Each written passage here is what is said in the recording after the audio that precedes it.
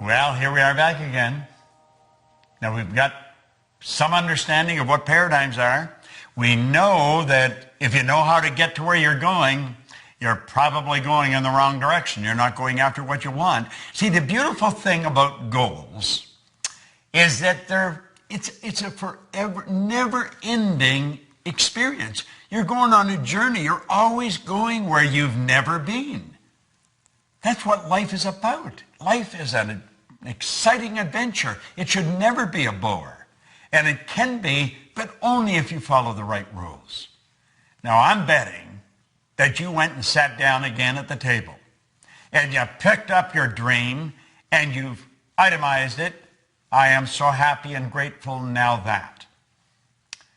Now that you've done that, there's a little internal war going to start going on. Because you see, the paradigm is there in your subconscious mind. It controls your vibration, therefore it controls your actions. Now, there was a doctor, I'm going to digress for a moment, and I'm going to share something with you that I consider the most phenomenal idea that I have ever learned. I had been studying this material for a good 9 years, trying to figure out, why was I winning? I was winning, but I didn't know why. And you know something? Most people that are winning don't know why. Then I was what you call an unconscious competent. I was competent, but I didn't know why I was. I was winning, but I didn't know why. Therefore, I had something that was non-transferable. You're going to become a conscious competent, and you're going to know why you're winning, and therefore you can share it with your kids, your family, your friends. That's the beautiful part about this. Now, I have to take you back to the year 1934. Long time ago, you've got to admit. There was a doctor by the name of Truman Fleet in San Antonio, Texas. And he was actually appalled at the state of the healing arts. He said, we're not going about this. We're not doing this right. He said, we're treating the symptoms of disease. We're not treating disease at all. When you operate on the body or you're asking them, how do you feel? You're treating symptoms. You're not treating the cause of problems. Yet he said, everything originates in the mind. U.S. Anderson wrote one time, when we fully realize that thought causes all, we'll know there's never any limits. We ourselves do not impose. It starts inside. He said, we've got to heal the body, mind, and the soul. We've got to heal the whole person. And he said, nobody's ever seen the mind. Ever. The mind is not a thing. Now, most people, when they think of the mind, they actually think of the brain. You might be doing that right now. But that is not the mind. See, the brain is part of the body, a very important part of the body. In fact, that's where the electrical control system is set up for your entire being. This body is a magnificent machine. It's controlled by the mind that sets off the central control system we call a nervous system. Do you know that your nervous system, the electrical system in your body, would make the electrical system in a supercomputer look like a toy? Now, when I get into this, you may think, God, I'm never going to learn all that. You don't have to learn all that. I just want to lay some basics for you to help you understand what I'm going to tell you. And Fleet said, if we're going to help people, we've got to have a picture of the mind. So he said, this is a picture of the mind. Now, I think that's the greatest idea I've ever learned. That's called the stick person. And you'll see the big circle at the top has a line right through the center. On the top half of the line is the conscious mind. And on the bottom half is the subconscious mind. Now, the subconscious mind and the conscious mind working together express themselves through that small circle in the bottom that we call the body. The body is the instrument of the mind. Before the body does something, it has to happen in the mind. We're working from a higher to a lower potential. There's a power flowing to and through us that has no limits. The only limit placed on the power is the limit that's placed on the form through which it's flowing. It's something like electricity. Look at a light bulb for a moment. That is not electricity. That's the expression of electricity. See, the only limit placed on electricity is the limit that's placed on the form through which it's flowing, namely the transformer or the bulb. If you want more light, put in a bigger bulb. Well, if we want more action, plug in a bigger idea. Now he said, this drawing represents the mind. The top half represents the conscious mind, the bottom half represents the subconscious mind, and the small circle represents the body.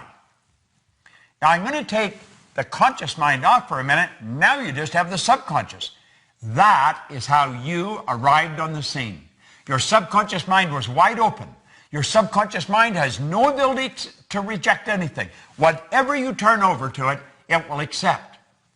You see, as a little baby, you arrive on the scene like that. That's how language is learned. That's how you pick up all the idiosyncrasies of the people around you.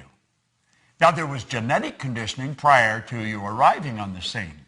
That's why you look so much like your relatives. But then you arrive, you learn the language of the people that surround you. If there's 4 or 5 languages spoken around you, you learn all 4 or 5 languages. There's many places in the world where babies learn 4 or 5 languages before they even go to kindergarten.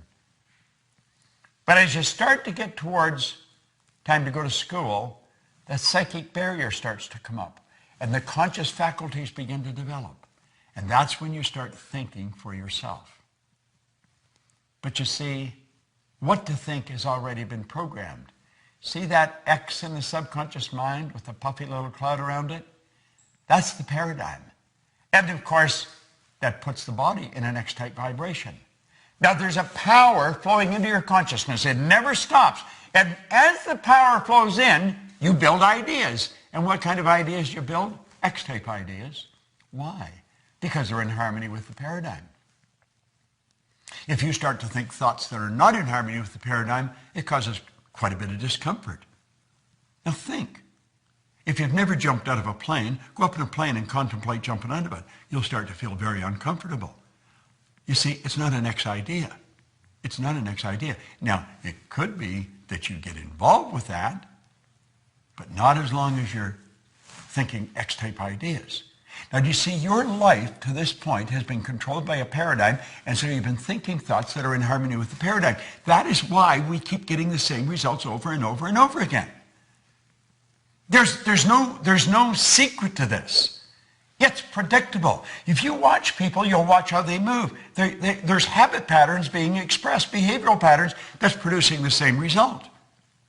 Now let's move this ahead. I call that state bondage. Now we're going to move ahead, and we're going to move into a state that I call reason. Remember I said that power flows in and you can make anything out of it you want? Well, there's a why idea floating out there. What is the why idea? The why idea may sell the house and move to another country. The why idea may quit the job, start your own business. The why idea may bet everything you've got on yourself and your ability to start and build a business. That why idea is one scary little sucker. But you know something? As long as you keep it in your conscious mind and just think about it, everything's cool. And you see, while your dream was on the table, everything was fine. It's something you looked at every now and then. You were capable of seeing it and thinking it, but you never really got emotionally involved with it. That's why it stayed on the table. The idea came to your mind off and on, but it slipped through your fingers. And that's what happens with most people. Success is slipping through their fingers. It lands and lays and stays on the table. What we want to do is turn that idea over to that power inside. Now, what happens when we do that? Well, let's stop and think of what I said. I said the X energy in the paradigm controls the vibration. Now, on a conscious level, vibration is referred to as feeling. You'll probably want to watch this maybe 4 or 5 times because it probably is foreign information. And as you watch it 4 or 5 times, you'll say, damn, that makes so much sense. And it really does because it's the truth about what we're doing. Well, the X energy causes us to vibrate the way we're vibrating. And if somebody says, how do you feel? You'll say, pretty good. Or I don't feel too good. What you're really saying is, I'm in a great vibration, or I'm not in a very good vibration. What happens when you're not in a very good vibration? You're emotionally involved in a negative idea. See, your subconscious is your emotional mind. Now, if you go to turn that why idea over to the subconscious mind, which is what you have to do if you're going to act on it, all hell breaks loose. Now look at this.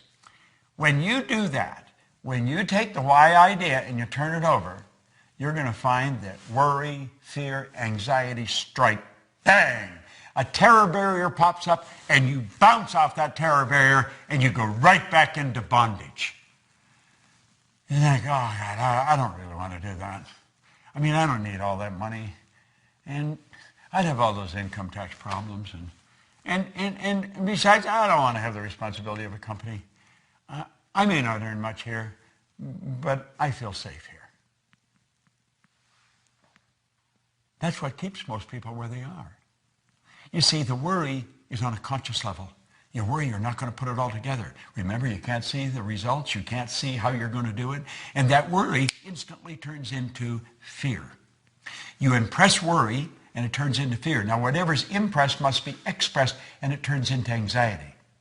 Now, in a future lesson, I'm going to show you where it goes from there. But for the benefit of this lesson, you don't like to stay in an anxious state. And a terror barrier bounces up, and you bounce right off the damn thing, and you go right back into bondage. Have you any idea how many people do that?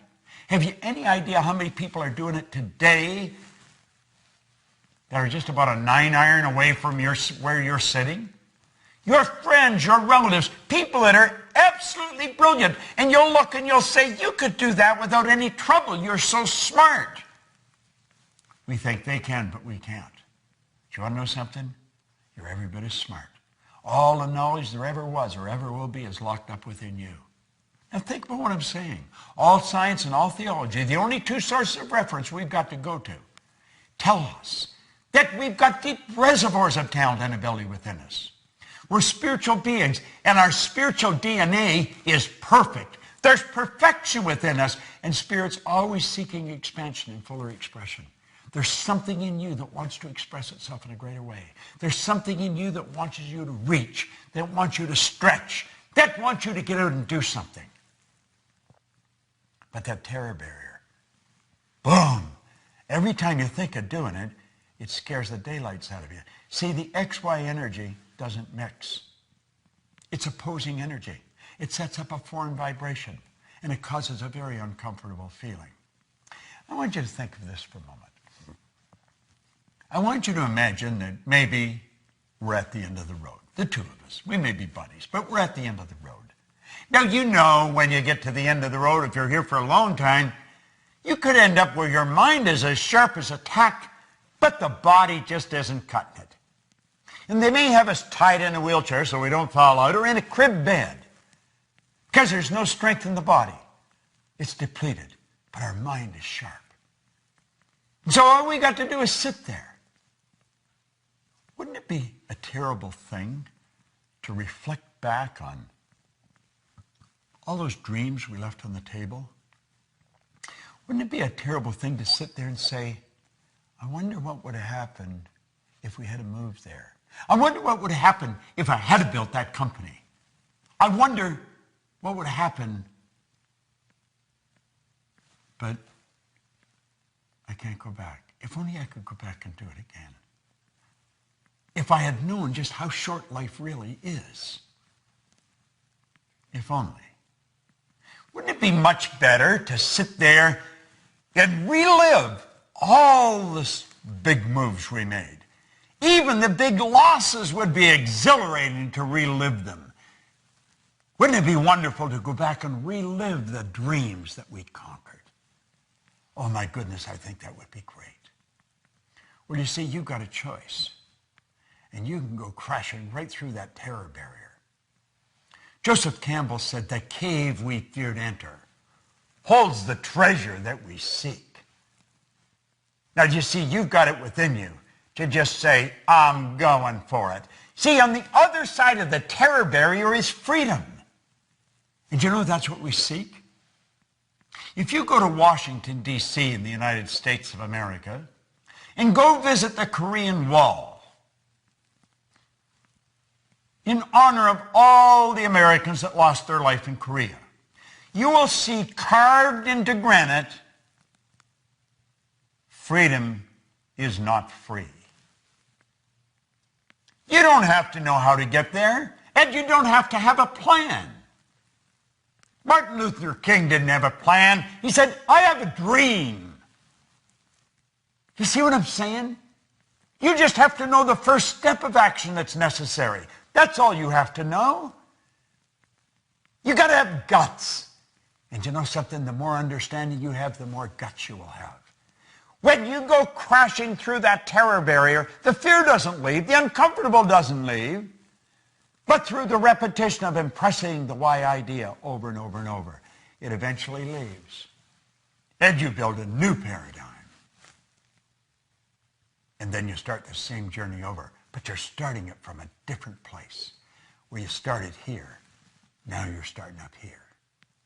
And you've got all the experience. Personally, when I set a goal, if it doesn't scare the daylights out of me, I know it's no good. Now, I don't want to waste my time because I know that there's only so much. I don't know how much there is, but I want the time to count. I want to know exactly what I'm doing. I want to know exactly where I'm going, and I want every day to be an exciting adventure. Now think, how do you really want to live? Do you want to leave those dreams on the table? Is that really what you want to do? Do you want to get to the end of the road and reflect and say, damn, if only I had known? Well, now you do know. Now, it doesn't matter if anybody else knows. I know, and you and I can become connected. You don't have to let your dreams slip through your fingers. You don't have to let them lay on the table. And you know the beautiful part about it is, neither do your friends or your relatives or your kids. You realize when you learn this, you've got something that's transferable that you can give to their children, and the breed will just improve to no end. No one in my family ever went to school. So when I was 15 or 16, they said, are you going? No, I'm out of here. That was accepted. That was part of the paradigm. I started to study this material before any of my children were born. I didn't ask them if they were going to go. I just changed one question. Where are you going to go? Do you know something? They all went to school. Isn't that strange? It's so strange. Now you may wonder whether your friends and relatives and neighbors are going to accept you. Probably not at first. They'll think you're a little crazy. But Edison's relatives thought that. The Wright brothers thought that. Hillary's brothers and sisters thought that. I went to dinner with my sister and her husband, and my wife's sister, and Gina, and her husband, on my birthday here just 2 or 3 weeks ago. And my sister and we're very loving, but we're not really close. She's very busy running a business, and I am. My brother and I, he's in Southern California, I'm in Toronto. So although we stay in touch and, we love each other, we don't spend a lot of time together. We're very busy reaching our own goals. And Helen said, Al and I sat in Florida and we talked about you. And we talked about the change that's taken place in our family since you picked up Think and Grow Rich. And we realized none of us, our kids, no one would be living the life we're living if you hadn't gone for that goal, Bob. And she and Al had a plaque made and engraved, and they gave it to me for my 79th birthday. Said they were going to do it on my 80th, but they thought, no, we better do it now. And I said, what do you think, I'm checking out? And I phoned my brother in Southern California. I was in Toronto, and I was thanking him for it. He said, yesterday was the 4th of July, Bob, and all the kids and all the grandkids and everybody was here. And I read them what was on the plaque that Helen was going to be giving you. And I told them none of them would be enjoying the life they were enjoying if you hadn't stepped out and bet on yourself. I felt so good. My sister said, my kids wouldn't be doing what they're doing. Her young daughter, Carolyn, came to seminars when she was just a little kid. And she made up her mind she wanted to be a lawyer and she wanted to be a judge. She is a Supreme Court judge in Canada today. Her son runs a multi-million-dollar business that my sister and her husband started. You have no idea who you're impacting. You have no idea how many people are watching you. They thought I was crazy. But when they saw I wasn't, they started to follow me. You go, they'll come. You've got more power in you than you'll ever use. God's gift to you is more talent and ability than you'll ever use in your lifetime. Your gift to God is to develop as much of that talent and ability as you can in this lifetime. Never let the terror barrier stop you. You go up against it and you crash right through it. That's why I'm here. I'm here to grow. Goals are not to get. Goals are to grow. The getting is just a side benefit. And remember, everything you own at the time of your death is going to belong to somebody else. You never own it, so don't ever let it own you. But don't sit back. Step out. Bet on yourself. Build that dream and go for it. Now you watch this. You watch this video. You watch all these videos you've received. You get very involved in this program that we're laying out. And you will come up with results that stick, and so will your brothers and sisters and family and friends, because they're watching you. I'll support you. The Proctor Gallagher Institute is here for one person, to help people do what we've done.